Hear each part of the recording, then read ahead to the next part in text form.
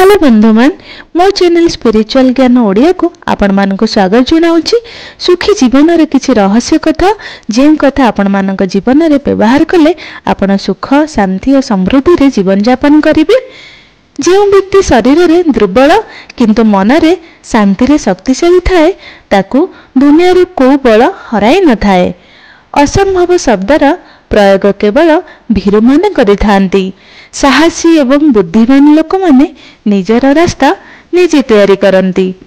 जहाँ सहजरे मिलता है ताहा सबुदिन रही न थाए और जहाँ सहजरे मिल न थाए ताहा सबुदिन रही थाए।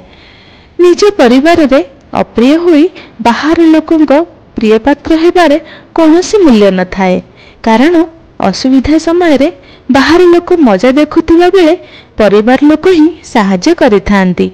यह अकाट्य सत्य। केही लुहा को नष्ट करि परिबेनी किंतु एहार निज कलंक नष्ट करि पारे। सेही भली मनुष्य को विनाश करि परिबेनी किंतु तार निज मानसिकता विनाश करि पारे। कहा ऊपर अत्याधिक भरोसा करिबा मूर्खामी, कारण अंधार रे निज छाई भी साथी रहे नहीं। यदि स्वप्न पूरा हो नहीं तेबे रास्ता बदलंतु, सिद्धांत नुहे, कारण गछ सर्वदा पत्र बदलाई थाए, मूल नुहे। सबुबले लुण परी हेबाकू चेष्टा करंतु, जेपरी केही भी आपणक उपस्थिति जानि परिबे नाही किंतु आपणक अनुपस्थिति को सब कार्य रे अनुभव करि परिबे।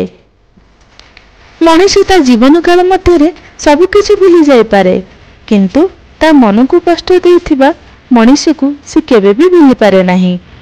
सत कहले हो तो अनेक तुम पाखरे रहिबेनी, तथापि तुम सतर संग छाड़ नाही, कारण सत मनुष्य को मुक्ति दिए और नीच मनुष्य को ध्वंस करे।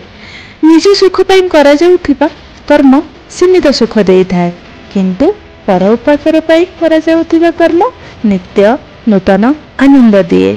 निजर लक्ष्य को से माने हासिल करती जो माने प्रति मुहूर्त रे होइथिबा भूल को सुधारिबा को चेष्टा करती।